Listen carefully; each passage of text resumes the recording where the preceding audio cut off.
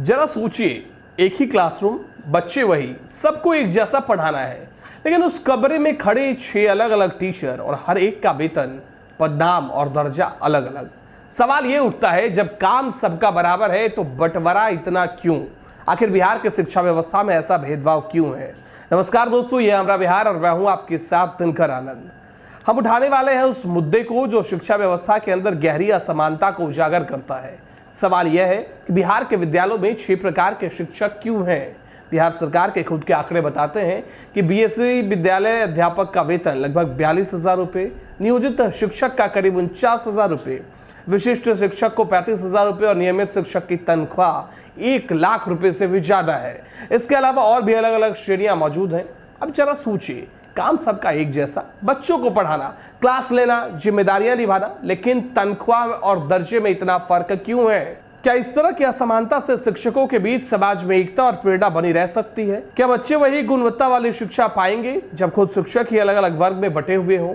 शिक्षा विभाग का कहना है कि अलग अलग वक्त पर सरकारों ने अलग अलग नीतियों और परिस्थितियों के आधार पर नियुक्तियां की। इसी का नतीजा है कि आज एक ही विद्यालय में 6 तरह के शिक्षक काम कर रहे हैं। विशेषज्ञ और शिक्षक संगठन साफ कहते हैं कि एक क्लास एक काम, लेकिन 6 वेतनमान। यह व्यवस्था न तो बच्चों के हित में है और न ही शिक्षकों की। सच्चे मायने में शिक्षा सुधार तभी होगा जब एक विद्यालय एक शिक्षक श्रेणी की नीति लागू होगी। इससे शिक्षक वर्ग भी एकजुट होगा और शिक्षा का स्तर भी ऊपर उठ सकेगा।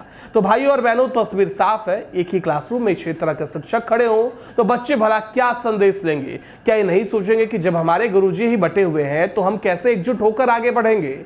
शिक्षा सुधार की शुरुआत किसी बड़ी इमारत या महंगी योजना से नहीं, बल्कि समानता से होगी। समान वेतन, समान दर्जा, समान सम्मान। बस यही वो कदम है जो बिहार की शिक्षा को नई दिशा दे सकता है। अब फैसला आपके हाथ में है। क्या बिहार को चाहिए एक विद्यालय, एक शिक्षक श्रेणी वाली व्यवस्था, या फिर आने वाली पीढ़ियां भी इसी असमानता की किताब पढ़ती रहेंगी? अगर आपको ये मुद्दा जरूरी और असरदार लगा तो इसे ज्यादा से ज्यादा लोगों तक पहुंचाइए। और हाँ, हमरा बिहार को सब्सक्राइब करना बिल्कुल मत भूलिएगा, क्योंकि आपकी आवाज को ताकत दे रहा है हमरा बिहार। घंटी दबाइए ताकि बिहार की हर बड़ी खबर और सच्ची कहानी सबसे पहले पहुंचे आप तक। मिलते हैं अगले एपिसोड में, तब तक कर लिए जुड़े रहिए हमरा बिहार के साथ। नमस्कार।